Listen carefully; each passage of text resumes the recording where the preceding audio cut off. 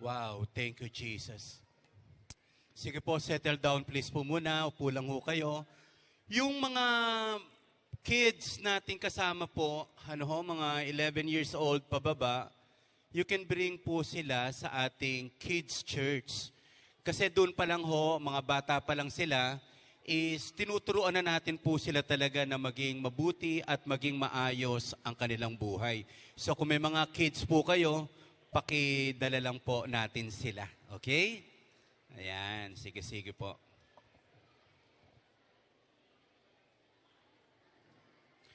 Hindi ko po mababanggit lahat ang pangalan nyo po, especially yung mga in-invite po ng ating mga kasama. Personally ho talaga sinabi ko, kung meron po kayong mga kakilala na mga barangay officials, please invite them sa church. Kasi kahit 10 days lang ang kampanyahan, grabe po, nakakakaba, nakakapagod. Sabihin na rin po nating nakakairita. Nakakairita po yung siraan, nakakairita yung chismisan, ang liit lang ng barangay natin. Pero hayaan po natin this time, gusto lang namin mga barangay officials, maging payapa lang yung kaisipan nila. Baka kasi may matalo, magwala agad. Maganda galing sa presensya ng Diyos, So at least hindi tayo makakaisip ng pangit at mas magagawa pa natin yung pinakamabuti po natin. Okay, sige nga po. Kahit hindi ko na po patayuin po kayo, wini-welcome ko po ang mga kandidatong tumatakbo po sa Barangay 191, Zone 17, District 2. So welcome po kayo sa ating Praise Church. Lugar na kung saan narito ang church natin, Barangay 196. Thank you so much sa mga barangay officials na andito po. Even yung sa mga barangay 377, kung saan dito tayo nagagather po, welcome po yung mga barangay officials po natin ng Barangay 377. Mamaya ipagpe-pray ko po kayo. Gusto ko po kayong ipag-pray, close up and personal talaga po. Even Barangay 59, Caloocan, meron din po tayong kasama mga barangay officials. So welcome po kayo, okay? And Barangay 297 ng Santa Cruz, barangay officials, okay? Papayag ho ba kayo ang eleksyon natin, palakasan na lang ng palakpakan? Kung sino malakas pumalakpak, yun ang mananalo po talaga. May mga narito po marahil, even mga SK na tumatakbo, welcome po kayo. Ipagpe-pray po namin kayo mamaya din, okay? So, thank you so much. Thank you so much sa pagpapaunlak nyo po na kayo po ay aming makasama, okay? Meron din po tayong mga kasamahan, hindi kayo barangay officials, pero mga kamag-anak din po kayo ng ating mga kaibigan dito sa Praise Church. Pwede ko po bang anyayahan ngayon po, lahat ng mga barangay officials, mga SK po, tayo po kayo sa oras na ito. Kasamahan po nating bago, Sige po, tayo lang po kayo, tayo kayo. And then, I would like to pray for you po. Pag-pray muna po natin sila. Okay? So, tingin muna po kayo sa akin, ha. Ngayon pa lang po, ina-appreciate ko na ho kayo kasi hindi madali itong papasukin natin. Hindi ito madali. Pwede kang masaktan, pwede kang mapagod, pwede kang mautangan. Lahat po Hindi mo madali yung pinasok nyo. Pero sa biyaya ng Panginoon, naniniwala po tayo, may awa ang Panginoon. Kung pwede nga lang sana lahat kayo manalo, Kaya lang, may pipiliin lang po talaga tayo. Okay? Sige po, let us pray po muna. Father God, narito yung mga sa unang pagkakataon na kasama namin, mga mahal sa buhay, kaibigan, kakilala, mga kabarangay. Panginoon, I pray specifically po, O God, bigyan niyo po ng peace of mind lahat ng kumakandidato. Totoo po yun, nakaka-stress din, nakakakaba din. Pero Lord, palitan mo ng kapayapaan ang kanilang puso at kaisipan. At Panginoon, talagang mas hukayin pa namin sa aming puso, ano ba talaga yung dahilan, bakit namin gustong kumandidato talaga, O God. Panginoon, Kami ang pumipili, nagbumoboto, pero kayo ang naglalagay ng mga tao na nais mo po, O Diyos, manungkulan at maglingkod sa aming bayan. Thank you so much, O God, and we give you praise in Jesus' name. Amen at amen. Once again, malakas na palakpak po sa ating mga barangay officials. Sige po, makaupo na po kayo. Thank you, God. Thank you, Jesus. Nung una po, parang ayokong bumoto. Sa Bulacan pa po kasi ko bumoboto po eh. Hindi pa po ako nakalilipat dito po sa Barangay 190. Pero habang nagwa-worship po tayo, ang conviction ko po ngayon, sige, uuwi ako sa Bulacan at boboto po ako. Siguro first time din, especially sa barangay level, first time ko pong boboto talaga out of conviction. Kahit kamag-anak kita, kapag alam kong hindi ka qualified, hindi kita iboboto. Kahit kumpari kita, pero kapag inassess ko yung leadership mo, parang wala ka namang gagawin, hindi kita iboboto. Kahit kapatid kita sa Panginoon, hindi kita iboboto. Kapag alam kong hindi ka naman para doon. Sa ngayon po, habang nag-aawitan niya tayo kanina, isang kagawad pa lang po sa barangay namin. Kasi ang liit lang naman kahit nandito ako sa Manila, nakikita ko sila sa FB. Isa pa lang yung nakikita ko po. Kung isa lang talaga, isang kagawad lang. So, ganun po yung conviction ko. Igalang ko naman minsan yung conviction ko. Talaga naman magkakantampuhan. Let us be honest mga kapatid, very divisive ang election. Pinaghihiwalay niya ng pamilya, pinaghihiwalay niya ng simbahan, pinaghihiwalay niya ng bansa. Pero sana, after October 30, iisa na muli tayo. Iisa na muli po tayo. Sa lahat naman po ng aspiring, kakandidato ka pala, sana galingan mo na. Kakandidato ka pala sa susunod na eleksyon, ngayon pa lang tumulong ka na kasi mas natatandaan yung pagtulong mo kaysa sa nasabi mo. Sawa na po kasi ang mga tao sa pambobola. Bigla nga naging dumami ang mapaglingkod po ngayon, kaya ito rin po ang i-message ko po ngayon about service. Ano po? So mga kapatid, again muli, mahirap to. Pero kailangan ho natin. Ang pangarap ko kasi ngayon, na medyo lumiit na po ng kaunti. Hindi na po ako nangangarap na magkaroon ng magaling na presidente. Ang pangarap ko na ngayon, magkaroon ng magaling na kapitan. Pag naayos ang barangay, ayos ang buong bansa. Yung kaya ni si kapitan, hindi matatakot na hulihin yung mga jumper. Hindi siya natatakot damputin yung mga adik sa barangay dahil kilala niya naman yon. Yung mga naka-squat na hindi dapat sila nakatira doon, yun muna ho pangarap kong kapitan, matino. Hindi tayo kapos ng leader sa bansa. Pati SK chairman, kompleto tayo. Barangay Tanod, ang liit ng barangay, 20 ang barangay Tanod. Ang botante, 25. Kaya alam nyo po, ang pangarap ko na ngayon, isang malinis na barangay. Hindi ko alam kung ano po, pero sobrang natutuwa po ako talaga. Yung may dangal na barangay man lang, malinis. Kaya dinideklara ko nga po ang Manila, Manileño, magalang, kasi hindi tayo bastos. Ang Manileño, malinis, hindi tayo mabaho. Ang Manileño, masipag, hindi tayo tamad at nakatambay. Ano po? So, yun lang muna. Napakahalaga po para sa akin. Hindi po ito maliit na bagay, ang barangay election. Napakalaki po nito. At huwag tayo magsisisi at magsisihan, tayo ang naglagay sa mga may katungkulan po na iyan. Ano po? Kaya sabi ko nga, pasensya na po kayo, pero nilalagay ko lang ang puso ko po sa bawat isa na nangangarap tayo ng isang maayos na Pilipinas, magmumula talaga ito sa barangay level or grassroots level. Okay? May pakita lang po ako sa inyo. Sino po nakapanood sa inyo nito, ng movie na ito, 22 of July? Okay? Sino po sa inyo nakapanood nito, 22 of July? Okay? Pag hindi nyo pa napanood, huwag nyo nang panoorin. Pag sinabi ko naman huwag panoorin, lalo nyong panoorin. Hindi po ba? Ibabrowse nyo na nga ito .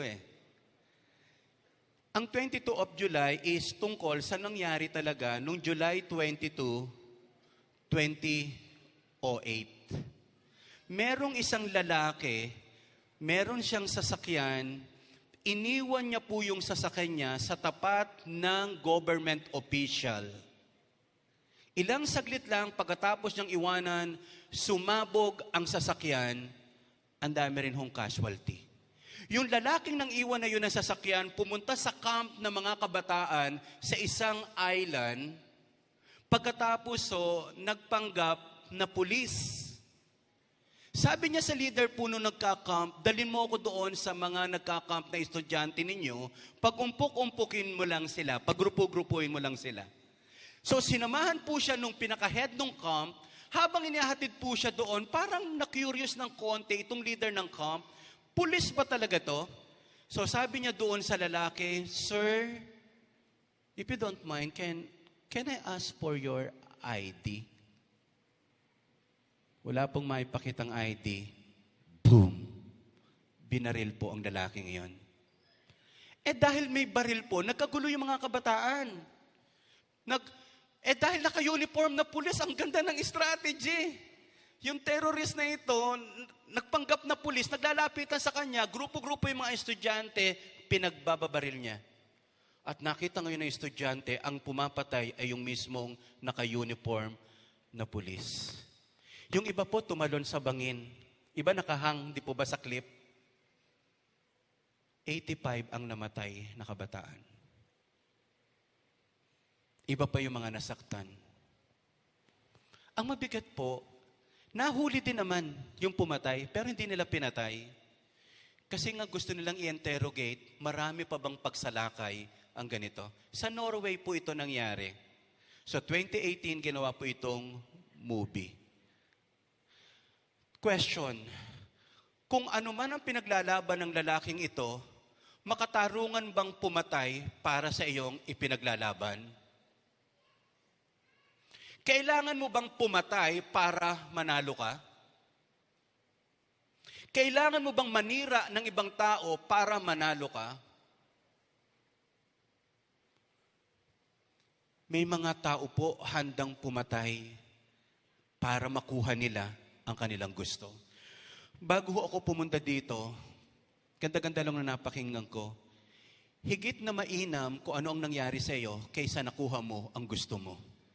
Ulitin ko po higit na mainam kung ano ang nangyari sa iyo kaysa nakuha mo ang gusto mo. Parang ganito lang. Kung magiging kapitan ka at yayabang ka, sana huwag ka na lang naging kapitan. Tama? Kasi dati naman humble ka Nagkaroon ka lang ng katungkulan, yumabang ka na Dati hindi naman mayaman yan, hindi naman mayabang yan. Nagkaroon ng konting pera, yumabang. May maraming tao, simple lang. Pero pag nakahawak ng pera at katungkulan, naiiba ang ugali, kala mo, sana ito, hindi na lang nagkapera ito, yumabang ito Tingin po kayo sa akin, bukas, yayaman ka. Bukas, magiging makapangyarihan ka. Ano ang gagawin mo ngayon para hindi tayo kainin ng kapangyarihan at ng posisyon sa buhay? Minsan ang tanong natin, bakit ang gulo ng mundo? Tama po ba, last week lang to, may namaril na naman sa Amerika, 18 patay, pagkatapos hindi pa nahuhuli ngayon, yung pumatay na ito, namaril, pati pala Amerika na makapangyarihan, malakas, magaling, may mga taong may tama din sa ulo. Papatayin mo, pagkatapos ang background nung namaril, dating army, na napakabait daw po. Ano nangyari sa kanya? Let us say, sige, may mental health problem, pero bakit nagkaroon ng ganon? Ngayon tanungin natin, Pastor, bakit ang gulo ng mundo? Magulo ang mundo kasi ang daming bansa na magulo. Ang daming bansa, ang gulo. Kasama ba Pilipinas doon? Oo naman. O Pastor, bakit ang daming bansa na magulo? Kasi ang daming pamilya na magulo. O ayan, lumiliit na po Makikita na natin, kaya pala magulo ang barangay, daming magugulong pamilya eh. Pastor, bakit ang daming magugulo na pamilya? Kasi nga po, ang daming tao, ang gulo ng puso. Ang daming tao po, ang gulo-gulo po ng puso. At the same time, merong digmaan sa ating mga puso. Yung hindi natin makontain, minsan may mga galit, sama ng loob, hinanakit, na nasa puso po natin na hindi natin mapaglabanan. Ano ang puso ng isang kabataan na napabayaan ng magulang? Marami ritong kabataan, galit sa magulang. Pero may mga nakita rin po ako, iniwanan ng magulang pero ang babait na mga anak. Pero ang dami pong mga tao nagwawala ang puso. Ang daming tao po ngayon, kinakain ang puso nila ng mga sama ng loob, ng galit, ng inggit. Anong mangyayari sa buhay po natin? Ako po, ito yung paniniwala po natin sa biyaya ng Diyos. Kapag naayos ang puso ng mga tao, maraming mababago. Can I hear amen? Kapag yung katabi mo puno ng pag-ibig, most likely, ang lalabas dyan, pag-ibig. Hindi ko naman po nilalahat, pero minsan ang hirap kausap ng hindi nakapag-aral. Lalo na pa, nagdudunong-dunungan, marami ngayon political analyst eh. Ang dami ngayon. Pagkatapos sasabihin, ang dumi-dumi ng politika, bakit ka pumasok? Alam mo palang madumi. Parang nagulat ka pa. Hindi ho ba? So, alam po natin yan. Alam po natin kapag kumandidato ka, mapeperwisyo ka, maaabala ka, magagastusan ka. Lahat po yan kasama ang lit na. Kaya nga ang panalangin ko po, sana dumating ang pagkakataon, lahat tayo mauunlad. Lahat tayo mauunlad na hindi tayo aasa sa ni isang politiko. Tayo ang susuporta sa gobyerno. Can I hear amen? Hindi ba? Yung hindi mo kailangan bayaran, hindi mo kailangan ipagbili ang iyong dangal. Mga kapatid, pag naayos yung puso po natin, maayos din po ang lalabas sa pamumuhay natin. Can I hear amen? So ang panalangin ko po, tayo man lang lahat po na narito sa loob ng simbahan, maging maayos yung puso.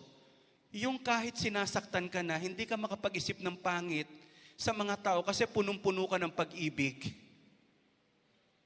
Hindi yung wala ka pang ginagawa, tama ka ng hinala kasi ang puso natin mandaraya at mapagduda. Ulitin ko ho, pasensya na po kayo. Pag ikaw, sinabihan mong mayabang isang tao, mayabang ka din. Pag sinabi mong masama ang ugali niya, nakalalamang masama rin ang ugali natin. Kung ano ang sinasabi mo sa ibang tao, nakalalamang ikaw din yun. Minsan kung saan ka galit, sabi nga nila, even ang magnanakaw, galit sa kapwa. Ano po? Ayaw nyo nang ipagpatuloy ito. Pambira, in-invite pa ako dito, masasaktan lang naman pala ako. Okay lang po yun kasi minsan lang tayo magkausap ng ganito po.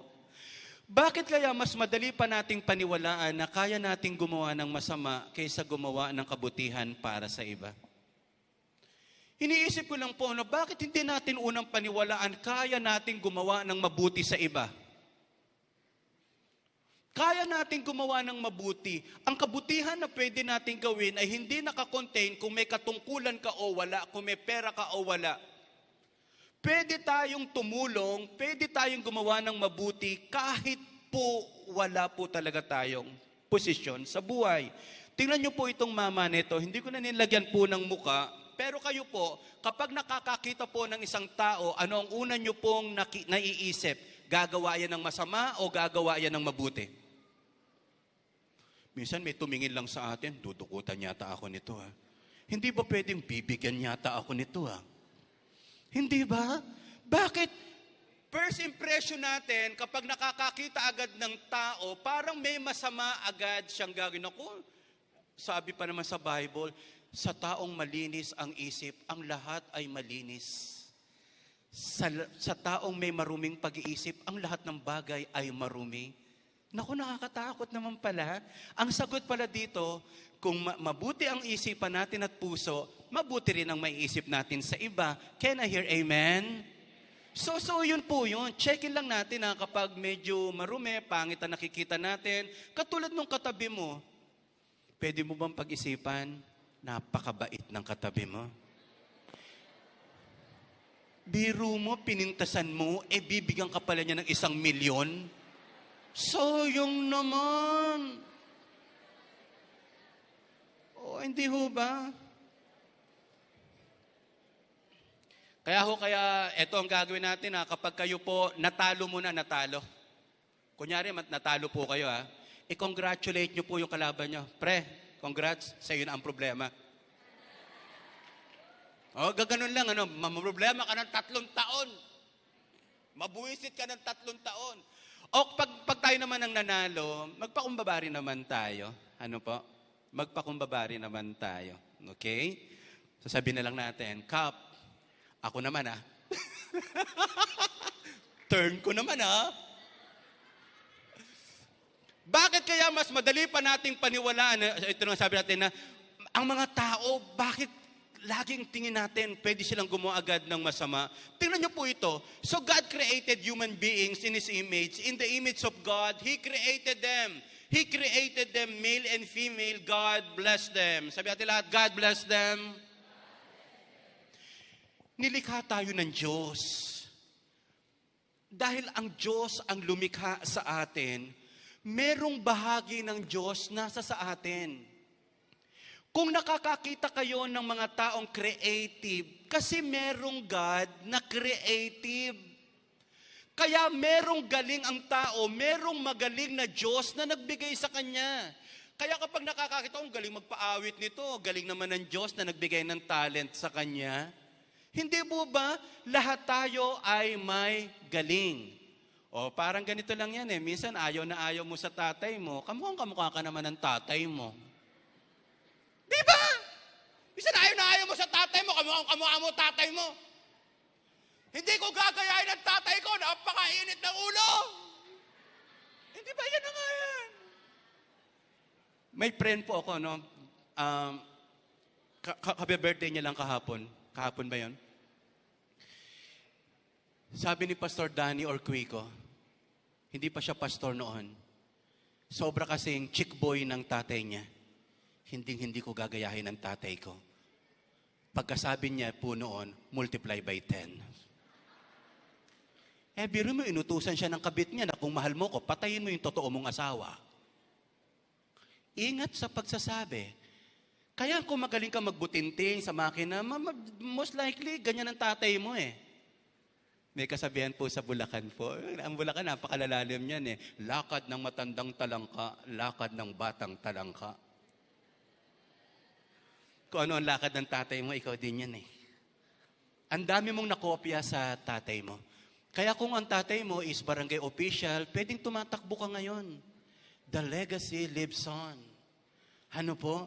Tayo pa naman, hirap na hirap pong ibigay. Ano po? Bakit ba sa bansang Pilipinas, halimbawa, pag naging kapitan ka, ang nakalalamang na kasunod nito yung asawa, yung kapatid, pamangkin. Pag wala na yung kamag-anak, parang ganyan po, Siguro po ganito, sana mabago yung culture natin. Kung sino talaga yung karapat-dapat, yun ang ibigay po natin at pakandidatuhin natin. Amen? Halimbawa, pinatatakbo ka, ayaw naman tumakbo. Lumakad ka na lang. Ano po? Palakpakan muna natin ang Panginoon. Come on. Wow. Paano mo susukatin ang galing at husay ng isang tao? Nako, kadakilaan ng pag-uusapan natin. Merong nabuhay, 20 years old pa lang, leader na siya. Ang tawag sa kanya, Alexander the Great. Hindi po siya yung tatay ni Sanderford. Hindi po, malayong-malayo po yon. Alexander the Great, leader ng Greek Empire. At the age of 20, leader na siya. Kaya kapag nakakakita ako ng mga kabataan, 20 years old pa lang, pwede na magpatakbo. At least wala pang bahid. 20 years old, ang galing. At the age of 26, na-depress. Kasi wala na siyang makonquer na bansa. Kaya nga siya tinawag na Alexander the Great. Napakatalino. Sino mentor niya? Aristotle. Kilala niyo po si Aristotle? Pamangkin ni Nanay Julie sa mother side. Ano po? Basta ito si Alexander the Great, grabe. Ang tindi po niya. Tingnan niyo po ito. Si Alexander the Great, ang galing niya, pero may mga taong nananako, pumapatay para maging makapangyarihan. Alexander the Great po yan. Ibang-iba kay Jesus. Si Jesus, walang kakabit na, Jesus Christ lang, pero Jesus the Great, no. Si Jesus Christ, nananakop ng buhay, pero gumaganda ang buhay. Pero ito, pumapatay. Very powerful itong si Alexander the Great. Sa history po, alam niyo yung kinamatay niya?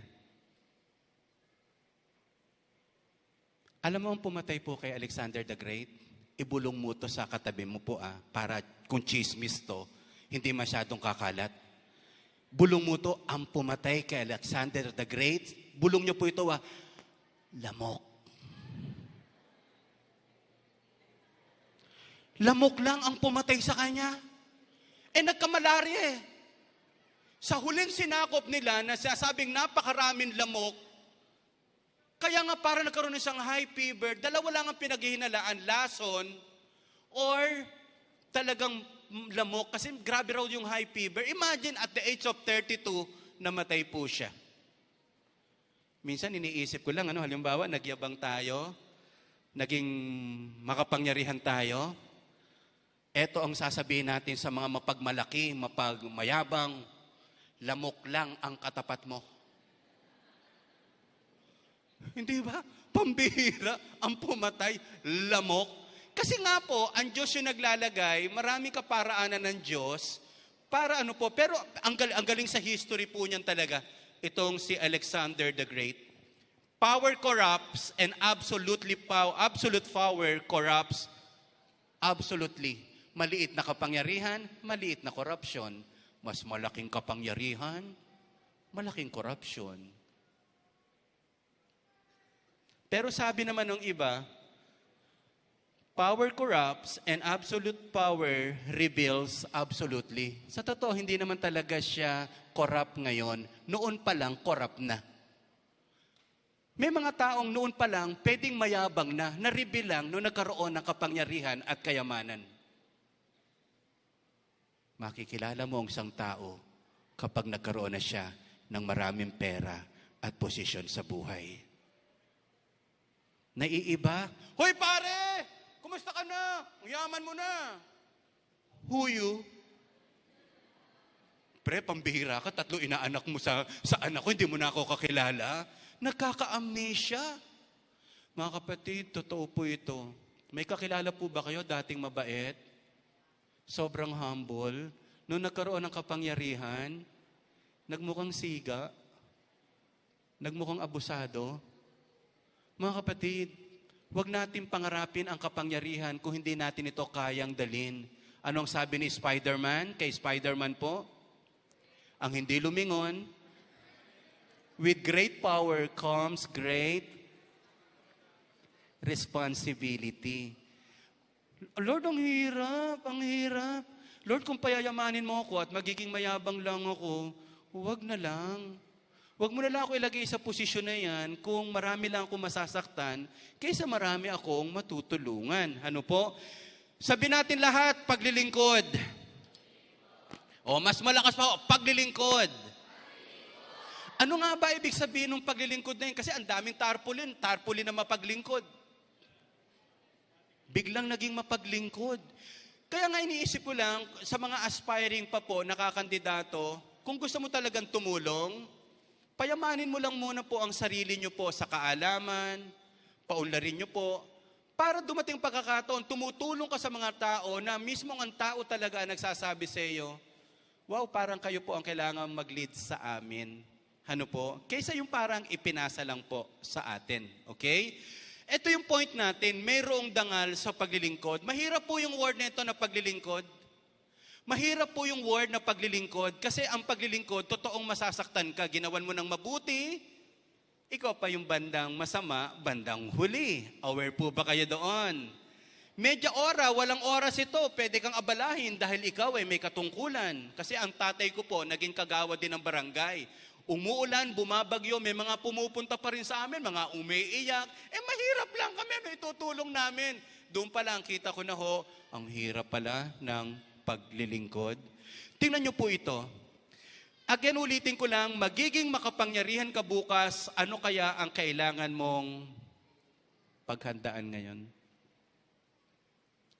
Ano ang kailangan mong paghandaan ngayon? Okay? No question about it. Jesus is the most powerful. Diyos siya. Pero yung kapangyarihan niya, ginamit niya sa tama. Marami nagsasabi, ang dami raw miracles na ginawa ni Jesus Christ, hindi dahil Diyos siya, kundi dahil sa kalapitan niya sa Diyos Ama. Pakita ko po sa inyo yung mga bagay na ito. Now before the feast of the Passover, when Jesus knew that his hour had come to depart out of this world to the Father, having loved his own who were in the world, he loved them. He loved them to the end. Si Jesus Christ, yung mga alagad niya, hindi niya pinabayaan hanggang sa huli. Another term, hindi niya nilaglag. Hindi nila nilaglag yung mga alagad niya. Alam niyo po, tinuturo ko po ito ngayon sa Praise Church Santa Maria. Pag-aralan lang po natin to. Kaya niyo po bang huwag pintasan ang mahal niyo sa buhay? Kaya po. Alam mo, mister ka, kaya mo bang hindi pintasan ang misis mo sa ibang tao? Kasi pag pinipintasan mo siya, nilalaglag mo siya. Sarili mong anak, pinipintasan mo sa ibang tao, nilalaglag mo siya. Pero si Jesus, hindi niya po nilaglag ang kanyang mga alagad. He loved them to the end. Ang ganda pong example sa paglilingkod. Yung mga ipinagkatiwala sa iyo ng Panginoon, paglingkuran mo hanggang sa huli. Sabi niya natin lahat, paglingkuran hanggang sa huli. So ano pa ang sabi rito? The devil had made Jesus, the son of Simon Iscariot, decide to betray Jesus. Grabe po, no? Judas. Sabi nga po natin, Judas. Madalas makita ko yan sa mga tindahan. Judas not pay. Ano po? Grabe, Judas. Pero dito, gusto ko lang makita the devil. Pag tinanong mo po, may pagkakataon naman si Jesus Christ, si Judas, na tumino din. Pero dito niya, inalaw niya na ma-influensyaan siya ng devil. Alam mo ang Judas, laging nakabulong yan. Kap, may nagbibilihan na sa kabilang ganito. Pambihira, kap, grabe, kap na. Yung mga chismosang yan ang papatay kay kapitan eh. Sana magaganda yung sinasabi mo, kap, mukhang mananalo na tayo. Yung ganon, kahit tambak na pala, no? At least natuwa man lang si Kap. Kap, napakalinis ng record, Joe! Hindi yung mga nakabulong na yan ang papatay kay Kap, yung mga nakadikit na yan. Yung kala mo, ako po may kapatid din ako, talagang diretsa ko na, kuya. Hindi ako natutuwa pag sinasabihan mo ako ng mga kachismisan sa buhay. Pakidelete mo na. Yung alam ba, may farm po ako, nagsusumbong sa akin palagi. Iyan naman, masipag lang kapag nariyan ka eh. Hindi ko lang masabi, ganun ka rin eh. Masipag lang din kayo kapag kaharap. Alam ko naman yun. Nothing new. Hindi po ba? So, ito yung sinasabi natin mga kapatid. Ang buhay mo at quality ng buhay mo ay depende sa taong nakapaligid sa iyo. Alam niyo po ang challenge ko sa inyo, kung gusto niyo pong gumaling, dikitan mo yung mga taong mas magaling sa iyo. Dumikit ka sa mga taong mas matalino kaysa sa iyo. Dumikit ka sa mga taong may mas karanasan sa iyo. Definitely may matututunan ka sa kanila. Pero kapag yung kalagi mong kasama, mga chismosa sa barangay, yayari tayo niyan. May kumakandito po ba ditong Marites? Ano po? So sabi ko rito, tingnan mo si Judas, mukha pa lang talaga niya, Judas na talaga eh.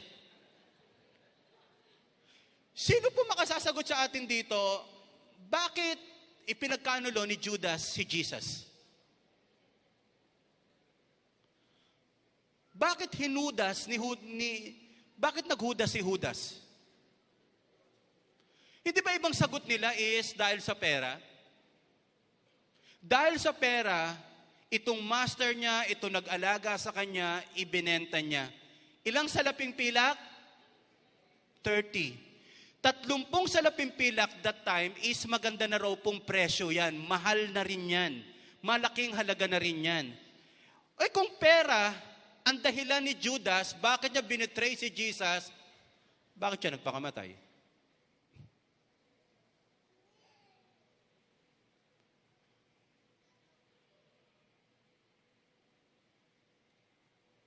Kung ang pera ang dahilan, bakit siya nagpakamatay?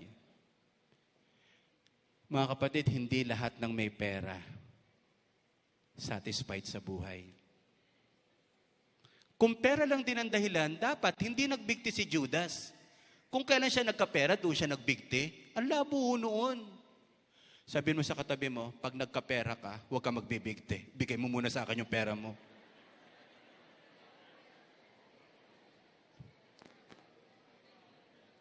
O, sino gusto ngayong magkapera dito?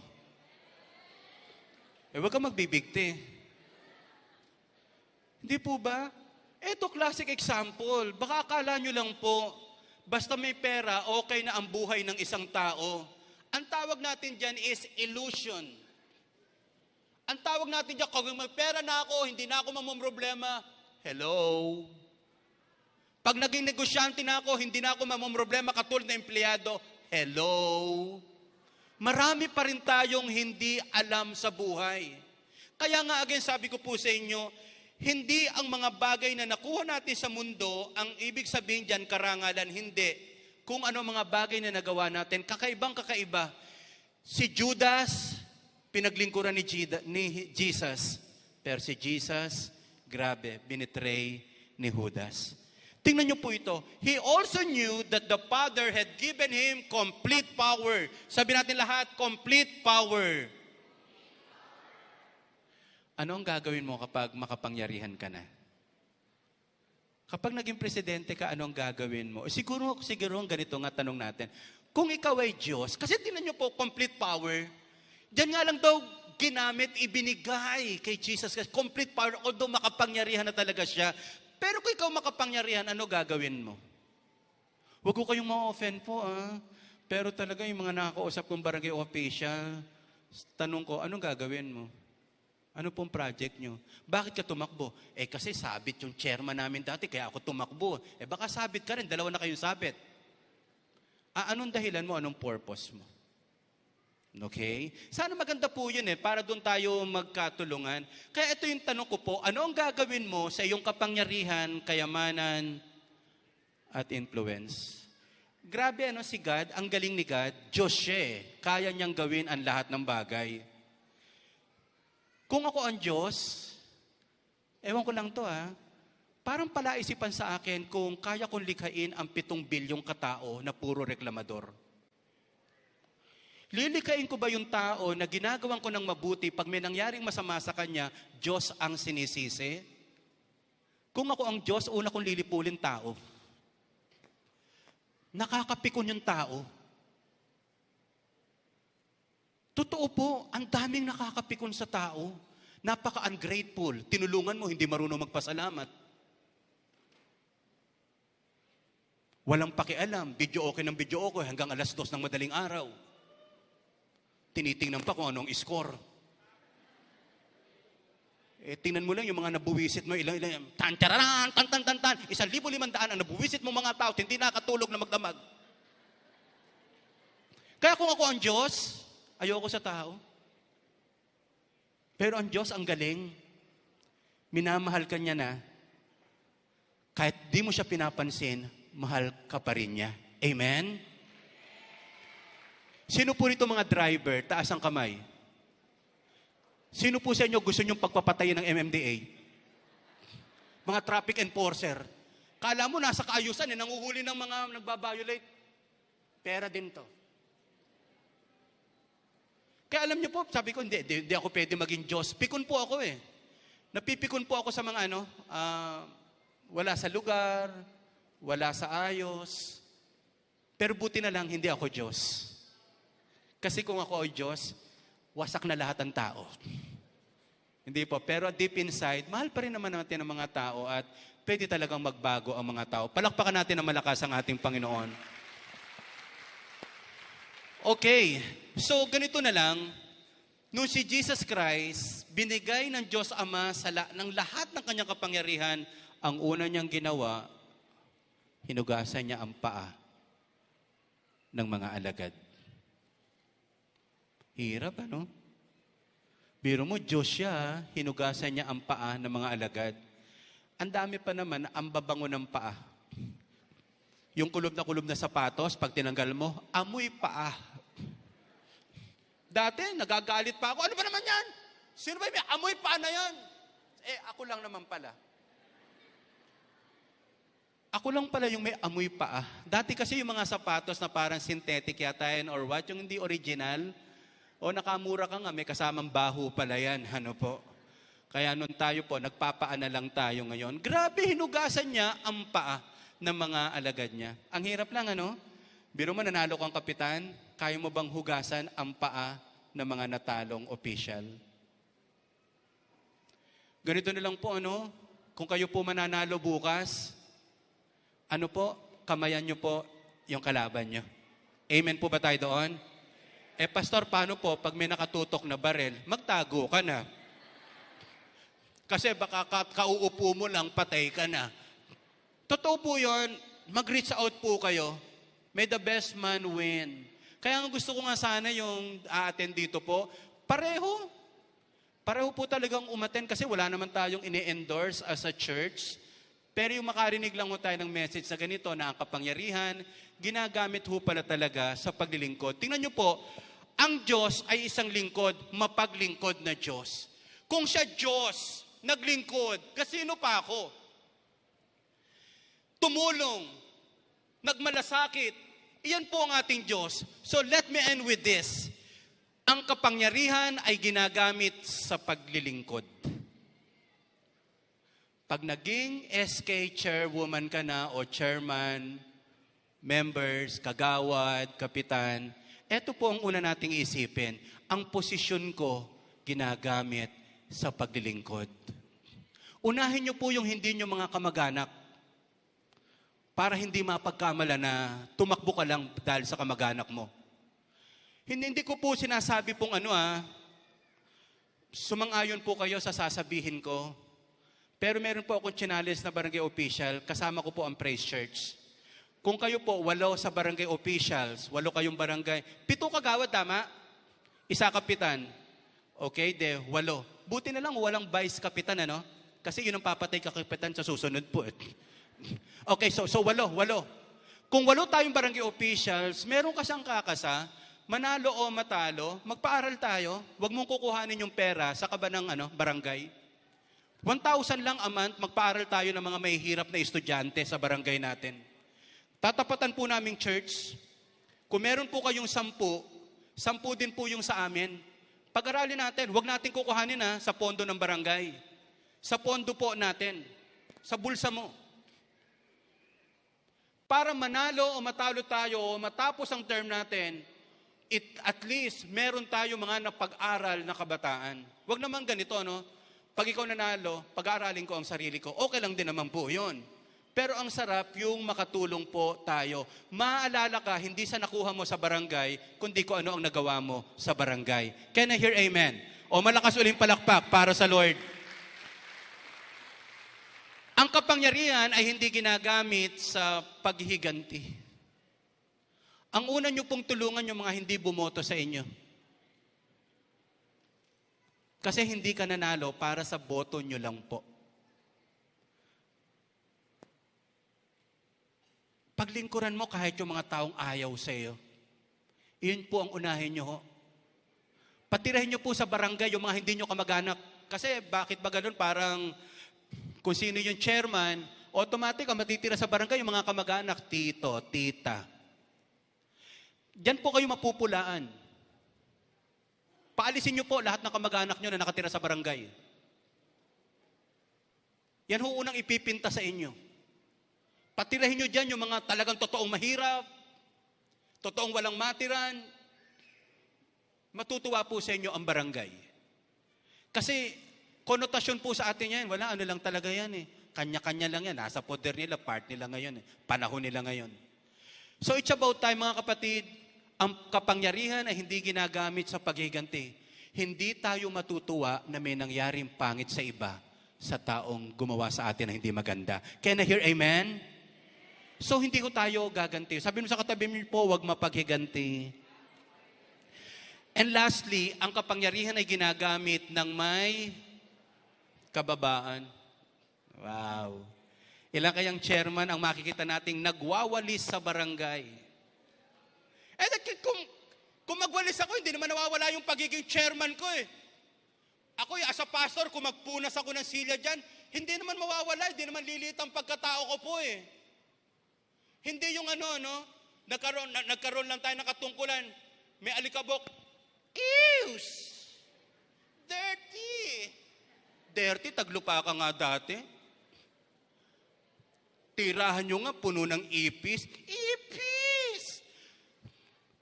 Yung ipis na yan kapag naalala ko po, favorite ng mga anak ko. Kala ko lagi may nakapasok na magnanakaw sa bahay namin. Antilian po talaga. Grabe. So it's about time mga kapatid, it's about time na baguhin natin ang tingin natin. Tingnan nyo po ito. Ang pinakamatinding himala ni Jesus ay yung pumayag siya na mamatay para sa ating mga kasalanan. Biro mo siya ang buhay, pumayag siya na mamatay para sa iba. Alam nyo ho, hindi naman po na, ikaw ba papayag ka yung anak mo mamatay para sa iba? Hindi ka papayag, Chuck. Pero ang challenge po natin, hindi naman kinakailangan tayo mamatay. Ayusin lang yung buhay natin, maging normal lang ho tayo. Pangarapin natin sa barangay natin, community natin, isang napakagandang lugar na hindi nakakatakot dumaan. Sobrang laking bagay na po noon. Tingnan nyo nga ho ito. Hanggat hindi ka puno ng pag-ibig ng Diyos, may hirapan ka maglingkod sa mga tao. Kit ka na nga yung illustration natin. Yung lalagyan muna, anak, yung lalagyan. Yan, picture mo na, okay. Kunyari, ito ang puso mo.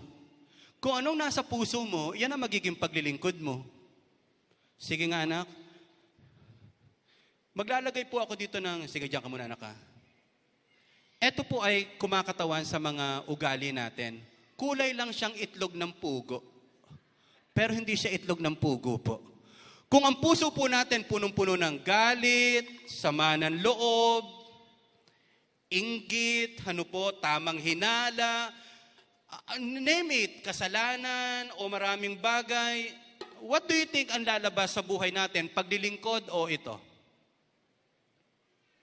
So, yun po yung sinasabi natin mga kapatid. Kung ang puso ko hindi puno ng pag-ibig, mahirapan ako maglingkod ng tama. Laging iniisip ko, inaaway nila ako, hindi nila ako nirerespeto, hindi nila ako iginagalang. Hindi rin po eh. Wala akong nakitang matino. Like for example, Dr. Lester Quijano. Meron po bang hindi gumagalang kay Kuya Lester sa barangay 196, 197? Hindi po siya kapitan, pero tingnan mo ang buhay, ang dami pong natulungan. Naalala ko, sa panahon ng lingap, nasa purchasing siya, kinukwento niya sa akin, sabi niya, Dok, may 3% ka dito. Hindi. Malinis po ito, Dok. Malinis po ito. Hindi ho. Basta ho, hindi ho pwede sa akin yan. Kung gusto niyo po, yung mga gamot niyo, ibigay niyo na lang sa akin, pamimigay ko sa medical mission. Mga kapitan ko pong naririto, ingat po kayo sa mga inaalok na project sa government. May ombudsman na pwedeng humabol sa atin kapag may ginawa tayong hindi maganda. Tara, anong solusyon natin para makapaglingkod tayo ng tama? Kala nyo mag-encounter na naman tayo, ha? Holy Spirit, iba to, politika to. So ang kailangan po natin ay ito. Kailangan mabago ang puso natin kung gusto nating mabago ang pangunguna po natin. Pag tayo po ay puno ng pag-ibig ng Diyos, unti-unting mawawala ang sama ng loob, ang sama ng galit, ang anuman tampo or inis sa buhay, patay mong mawala, umalis ka, ayan. Maliban na mapuno tayo ng pag-ibig ng Diyos, walang mabuting bagay na dadaloy sa atin. Pag hindi mabuti ang puso mo, pera ng gobyerno, kukuhanin mo. Pag hindi mabuti ang puso mo, gagawin mong sideline, extra income ang barangay. Mga kapatid, hindi na bali tayong magastusan. Hindi na bali tayong mawalan. Ang mahalaga, nakapaglingkod po tayo. Amen? Sabi ko nga si Judas may pera, nagbigtis siya eh. Aanhin mo yung buhay na halos lahat isumpa ka ng barangay o ano pa mang bagay. Ang masarap yung yung pag nawala ka, iiyak ang barangay. Panginoon, bakit ngayon lang? Tagal na namin pinagpe-pray, mawala yan. Mga kapatid, ang sarap yung iiyak ang barangay. Yung parang Don't cry for me, Argentina. Evita Ferron. Isang leader na hinangaan ng Argentina, nagluksa ang buong bansa. Pero sabi niya, don't cry for me, Argentina. Yung pag nawala ka, aalalahanin niya, mabuting kagawad yan, mabuting kapitan yan, mabuting SK yan, bata pa lang sanay ng mangurakot. Ay, hindi. Bata pa lang sanay ng maglingkod. May malaki ang future niyan, po. So, it's about time mga kapatid, ang paglilingkod ho natin sa Panginoon. Kaya tinan nyo po, sa pag-attend nyo po dito, we don't want to humiliate you. We want to honor you. Kasi mahirap talaga. Sobrang hirap. Pero salamat sa Diyos, papuno ka sa pag-ibig ng ating Panginoon. Kahit yung mga mahirap unawain, mauunawaan mo. Kahit mahirap intindihin, mamahalin mo. Malakas sa palakpak ibigay natin sa Panginoon. Kaya nga, let me end with this, ang kadakilaan ay hindi ang hangaan ka at makilala ka, kundi ginawa mo ang isang bagay dahil kilala mo kung sino ka. Kung ako po ay pastor at naglilingkod, normal lang po yon. Kahit hindi pasalamatan, kahit walang thank you, maglilingkod ako kasi ang puso ko ay mapaglingkod. Hindi kita pagsasamantalahan, hindi kita aabusuhin. Alam niyo ho, totoo yun. Maraming pagkakataon, marami kang tinulungan, pero hindi lahat pwede magpasalamat at magbalik. Pero okay lang yon. Ang mahalaga, nagawa mo yung dapat mong gawin dahil kilala mo kung sino ka. Ako ay lingkod, nais ko maglingkod, kagalakan ko ang maglingkod at ibigay ang buhay para sa bawat isa. Mga kapatid, I want to acknowledge and salute 200 volunteers of Praise Church na halos nagsimula kanya-kanyang gastos, kanya-kanyang pamasahe, para tumulong sa mga kabataan at mga bata na magabayan sa paglilingkod sa ating Panginoon. Ang mga barangay ay matulungan at mapaglingkuran. Grabe po yan, halos nasa 200 plus na po yan. Ngayon po, halos lahat ng outreach andi dito. Pero kami po, mamaya, after this, takbo naman kami ng Santa Maria kasi ka-o-open lang. Ka-o-open lang ng Santa Maria po. Pwede palang maglingkod kahit walang bayad. Hindi po namin pinilit yan. Pero sa bilang natin, 200 na sila. Okay? Lori, keyboarder mo ako yung nakakaiyak. Yung talagang, yung makabasag puso. Yung maiyak si Chairman Alan. Alaga ito ni Kuya Lester eh. Kaya, pag di umayos yan, pagalitan niya ni Kuya Lester. Biro mo, sila Kuya Boy, pumupunta pa ng ng Binangonan. Munti ko na mapagbaliktad, Binagoongan, po. Praise Church, Binagoongan. Binangonan. Kaya sabi ko sa kanila, pasensya na po kayo, hindi ka man kapitan, pero kinakapitan ka. Hindi ka man kagawad, pero ikaw ay isang alagad ng Diyos na tumutulong. Hindi ka man SK, pero grabe mong minamahal ang mga kabataan. Amen? Ang panunungkulan po, 3 taon lang eh. Eto, lifetime. Partida po ganyan po sila ka-faithful. Wala talagang masyadong support. Kahit sa Santa Maria po sa amin, may bumili ng TV, may bumili ng ganito, yung ganyan. Although inaayos pa namin to na Praise Church, para paano talaga sila susuportahan at tutulungan. Pero ang sarap maunawaan sa umagang ito, may mga tao pala kahit hindi bayaran, handang maglingkod. At iyon ang pinakamasarap. Kasi pag pinaglingkuran mo ako at binayaran mo rin ako, beholden na ako sa iyo. Pero tutulong kami na magpaaral. Ang Praise Church po, meron kaming Abutin ang Pangarap program. Tumutulong po kami sa mga mahihirap na nagsisikap na makapag-aral. Kahit 1,000 lang po a month, pwede po namin. Hanggang sa kung makita po namin masisipag at pwede maging doktor yan, lawyers, gusto po namin silang suportahan. Mga kapatid, merong dangal sa tunay na paglilingkod. Ang model natin, sino? Si Jesus na namatay at nag-alay ng buhay para po sa atin. Sa buong taga-Praise Church, diretso ka lang sa paglilingkod, nakikita ng Diyos ang lahat ng ginagawa mo para sa ating Panginoon. Lagi akong may panalangin, Lord, unahin mong payamanin ang mga taong tunay na naglilingkod sa iyo para hindi sila maubusan ng pantulong. Tayo tayong lahat. Thank you, God. Again po sa lahat ng mga barangay officials na narito ngayon, thank you for coming. Thank you for coming. Mamaya po after ng program, aanyayahan ko kayo dito mamaya sa harapan. Gusto kayong ipag-pray pero talagang gusto kayong makamayan, gusto ko po kayong i-lay hands. Mahirap po, mahirap. Pero lahat naman ng magagandang pangarap, may kaakibat na sakripisyo sa buhay. Pwede po ba ang panalangin natin ngayon, Lord, tulungan niyo po ako maglingkod.